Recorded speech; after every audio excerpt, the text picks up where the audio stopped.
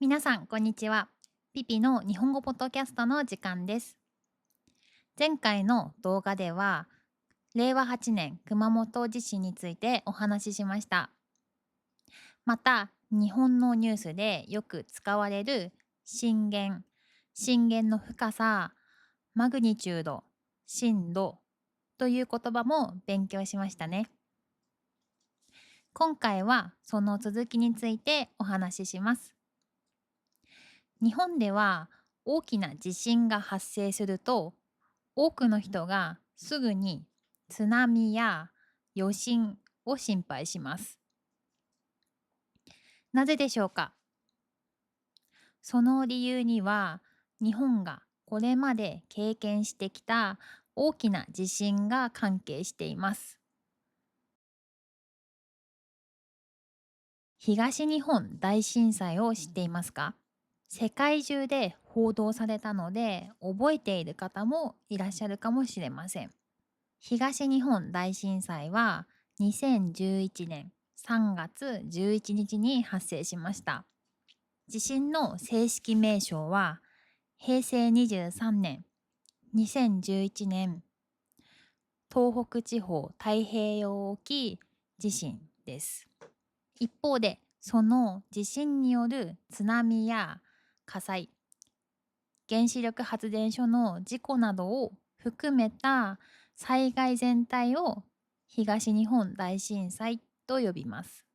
つまり地震の名前と災害の名前は違うということです。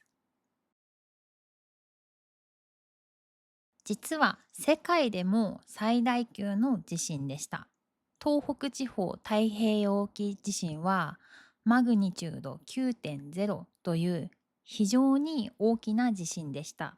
日本の観測史上でも最大規模の地震です。そしてこの地震では巨大な津波が発生しました。津波は海岸沿いの町を襲い、多くの家や建物、車を飲み込みました。多くの人が避難しましたが、それでも甚大な被害が発生しました。また、福島第一原子力発電所では事故が起き、世界中で大きく報道されました。今回の令和8年熊本地震でも津波注意報が発表されました。注意報だから大丈夫と考える人もいるかもしれません。しかし、東日本大震災で津波を知った日本人、多くの人はそうは思わないと思います。津波は普通の波とは違います。高さがそれほど高くなくても、とても強い力があります。人だけではなく、車や建物まで流してしまうほどの力です。そのため、日本では津波注意報や津波警報が発表されたら、海には近づかないことが基本となっています。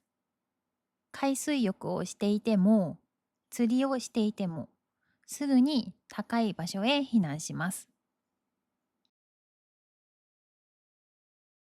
余震にも注意します。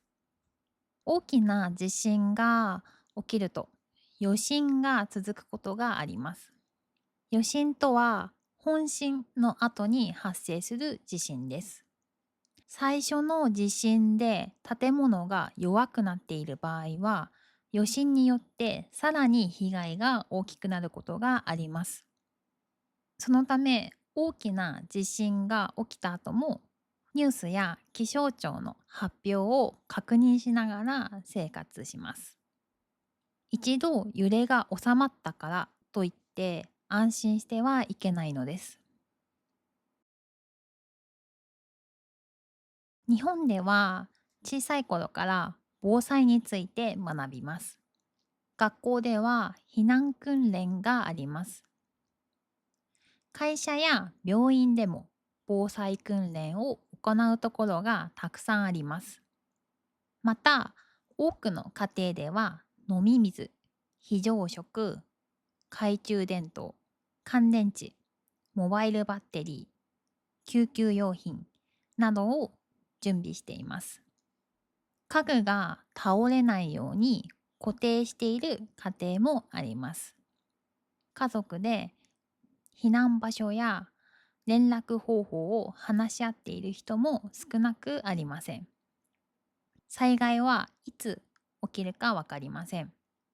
だからこそ、まだ大丈夫と考えるのではなく、今日起きても困らないように準備するという考え方が大切です。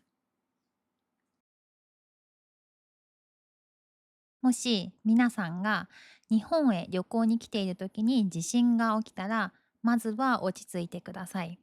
そして近くにいる日本人や駅の係員、ホテルのスタッフの案内をよく聞きましょう。日本では災害が起きると英語や中国語、韓国語など多くの言語で情報を案内する場所も増えています。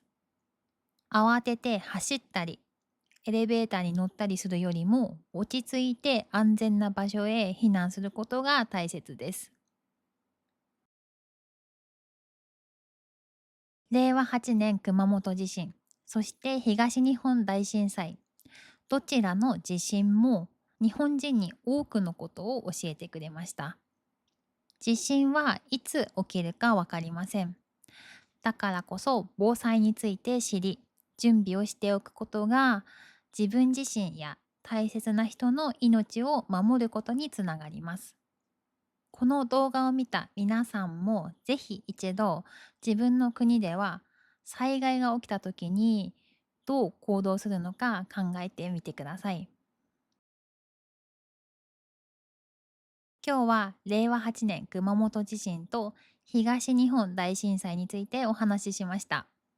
皆さんの国では大きな地震はありますか？また今回の令和8年熊本地震はニュースで報道されましたか？